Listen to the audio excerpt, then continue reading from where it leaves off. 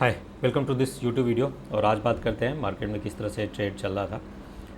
और आज अगर आपने देखा होगा मार्केट को, तो काफ़ी गैप डाउन ओपन हुआ और गैप डाउन होने के बाद भी काफ़ी नीचे तक ट्रैवल किया है। 23,800 का लेवल भी टच किया है। और ये जो है 23,800 का लेवल शुरुआत के कुछ कैंडल्स में टच कर दिया है। तो आज का मार्केट बहुत ही बेरिश था सेंटीमेंट वाइज, और लगा था कि पता नहीं कहाँ तक नीचे के लेवल्स को टच करेगा। तो देखते हैं, एक बार चार्ट पे चलते हैं और उससे समझते हैं कि किस तरह से ट्रेड चल रहा था आज। तो निफ्टी को अगर देखो आप, तो कल की क्लोजिंग 24,162 के आसपास का था, और आज ओपन ही होता है 24,000 के लेवल पे, और वहाँ से 2 दिन कैंडल काफ़ी नीचे की तरफ गया। तो 30,800 का लेवल टच किया और फिर से एक रिट्रेसमेंट देके ऊपर की साइड, और फिर से वो नीचे के लेवल टच किया 23,800 वाला।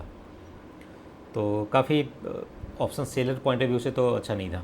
कोई अगर डायरेक्शनल प्ले करता होगा तो उसके लिए फिर भी थोड़ा सा ठीक होगा, बट नॉन डायरेक्शनल के लिए तो ये किलिंग मार्केट है। और मैंने भी यहाँ पे ट्रेड बनाया था। शुरुआत के 2 या 3 कैंडल वेट करने के बाद यहाँ पे थोड़ा सा लगा कि अस्थिर हो रहा है 23,900 के आसपास। तो फिर मैंने यहाँ पे एक पोजीशन बनाया था। पोजीशन ये था कि 200 पॉइंट डिस्टेंस का जो है कॉल और पुट शॉर्ट किया था, लाइक 24,100 का और 23,700 का, इन दोनों का कॉल और पुट जो है शॉर्ट किया था। और हेज बाई किए थे 12-13 रुपये के आसपास के थे। वो 23,200 का पुट था और 24,700 या 800 का कुछ कॉल था। वो 11-12 रुपये के आसपास का रेंज में ट्रेड कर रहा था।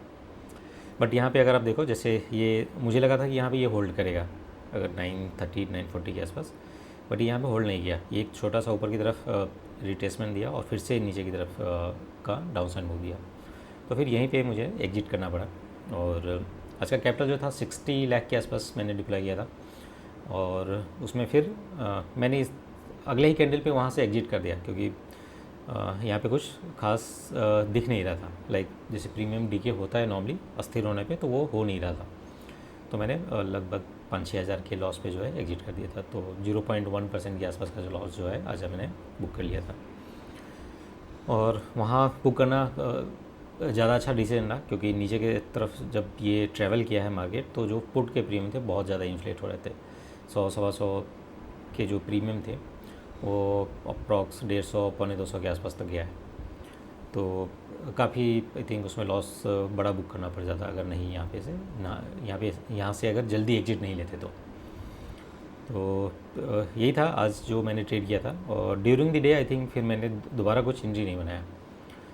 सिर्फ डे इन के आसपास मैं थोड़े सा पोजीशन कैरी किया हूँ मंडे के लिए, क्योंकि कल जैसे मे डे का, लाइक लेबर डे का बंद है मार्केट, शेयर बाज़ार बंद है। तो लगातार 3 दिन छुट्टी है, और मंडे को फिर वो 3 दिन का जो भी प्रीमियम डीके है वो आई थिंक देखने को मिल सकता है। तो उस पॉइंट ऑफ व्यू से मैं ये पोजीशन कैरी किया हूँ। ऑल्दो मंडे को फिर जो असेंबली इलेक्शन है उसके रिजल्ट भी है, बट रिजल्ट को अगर आप देखो, जैसे 1-2 मिनट में उस पर भी बात कर लेता हूँ। रिजल्ट अगर अब एग्जिस्टिंग सिचुएशन देखो एनडीए का, तो जैसे तमिलनाडु में कुछ नहीं है, केरला में नहीं है, और एक्सपेक्टेशन भी अभी देखो इस पोल में, तो वहाँ आने का भी कुछ गुंजाइश दिख नहीं रहा जो भी एग्जिट पोल आए हैं उसके अकॉर्डिंग। असम में पहले से थे, तो वहाँ पे दोबारा बनता हुआ दिख रहा है एग्जिट पोल के हिसाब से। और पौंडीचेरी तो छोटा आई थिंक ये है, तो उसका उतना ज़्यादा इम्पैक्ट नहीं हुआ। रह गया बंगाल, तो बंगाल का जैसे अभी वहाँ पे टीएमसी है। नॉर्मली अगर कुछ फेरबदल होता है, जो कि अगर आप देखोगे जो भी जितने भी सर्वेज आए हैं एग्जिट पोल के, तो उसमें 50-50 है। कुछ इनको बता रहे हैं, कुछ उनको बता रहे हैं। तो अगर कुछ बीजेपी के मतलब कॉन्टेक्स्ट में अगर कुछ ये होता है, चेंज होता है, लाइक उसका अगर बहुमत या फिर सीट नंबर ऑफ़ सीट्स बढ़ते हैं, लाइक बहुमत के आसपास का सीट अगर आता है, तो फिर थोड़ा सा जो मार्केट है may be sideways to positive हो सकता है। अदरवाइज़ मुझे नहीं लगता कि ज़्यादा कुछ उसमें इम्पैक्ट होना चाहिए मार्केट पे, क्योंकि वहाँ पे ऑलरेडी है नहीं, टीएमसी है। तो वहाँ अगर नहीं भी जीतती है तो कुछ बड़ा उसमें चेंज होने को है नहीं, मतलब इकोनॉमिक पॉइंट ऑफ व्यू से, मतलब मार्केट पॉइंट ऑफ व्यू से। पॉलिटिकल अपना जो भी उसका एक व्यू हो सकता है कि क्या इम्पैक्ट है, नहीं है, वो अलग डिस्कशन है, बट इकोनॉमिक कुछ इम्पैक्ट बहुत बड़ा नहीं है। तो उस पॉइंट ऑफ व्यू को देखते हुए मैंने ये पोजीशन कैरी किया है मंडे के लिए। तो देखते हैं कैसे क्या ओपन होता है, उसके हिसाब से जो है उसका पोजीशन को स्क्वायर ऑफ करेंगे। और ये सारे अकाउंट में मैंने किया है मोस्टली, और नॉर्मली सब में हेज भी बाय है, और जो मैंने पोजीशन कैरी किया है वो डिस्टेंस रख के किया है, लाइक 300-400 पॉइंट बोथ साइड का लिया है। और अलग अलग अकाउंट में जैसे जिसमें जो रिस्क रिवार्ड है उसके हिसाब से जो है 500 पॉइंट दूर के भी लिए हैं। तो उस तरह से थोड़ा सा मतलब बाइफरकेट कर दिया है, सो दैट कि एक बड़ा रेंज रहता है तो थोड़ा सा आप मेंटली फ्री रहते हैं कि उस रेंज में नॉर्मली ओपन होना चाहिए अनटिल अनलेस कुछ बहुत बड़ा ऊपर नीचे हो जाता है। तो उसके लिए हेज बाई है, थोड़ा बहुत वो मैनेज करेगा, और नहीं तो 1-2% का लॉस हो सकता है, कोई बात नहीं। बट आज जैसे विक्स भरा था, विक्स अगर आप देखो तो 10% के आसपास सुबह में भरा हुआ था, जैसे मार्केट नीचे खुला और भी नीचे गया था। तो वहाँ से उसके वजह से क्या हुआ, ड्यूरिंग द डे भी प्रीमियम कोई भी डीके नहीं हुआ किसी भी स्ट्राइक प्राइस का जो मैं देख रहा था। तो उसके हिसाब से अगर देखोगे, और दूर के भी जो प्रीमियम थे 500 पॉइंट दूर, 600 पॉइंट दूर, 800 पॉइंट दूर, वहाँ भी जो है 20-20 पॉइंट, 30-30 पॉइंट के जो है प्रीमियम अभी थे। तो यही मैंने अपॉर्चुनिटी देखा कि आई थिंक प्रीमियम अच्छे हैं तो उसको शॉर्ट करके चलते हैं, और एक अपॉर्चुनिटी उसको क्रिएट करते हैं। थोड़ा सा रिस्क है, बट रिस्क है तभी रिवार्ड है, अदरवाइज़ तो नहीं है कुछ। तो इस तरह से मैंने वो पोजीशन कैरी किया है। और आज जैसे सेंसेक्स का एक्सपायरी था तो टिपिकल आप देख सकते हो किस तरह से मूव किया है। जैसे 150 पॉइंट के आसपास तो नीचे ही बोला था, उससे भी काफ़ी नीचे, मतलब लगभग 200 पॉइंट का मूव दिया 23,800 का। फिर जो रिकवरी आई है तो इसमें आप देख सकते हो फिर से दोबारा वो 24,100, मतलब 24,080-85 का लेवल टच किया है। तो अगर दोनों साइड का मूव देखो तो कितने लगभग 700-800 पॉइंट जो है दोनों साइड का मूव अगर कंबाइन कर दोगे तो 700-800 पॉइंट का मूव जो है निफ्टी ने दिया है। और सेंसेक्स का तो फिर बात ही अलग है, वो 2-2,500 पे पहुंच गया होगा।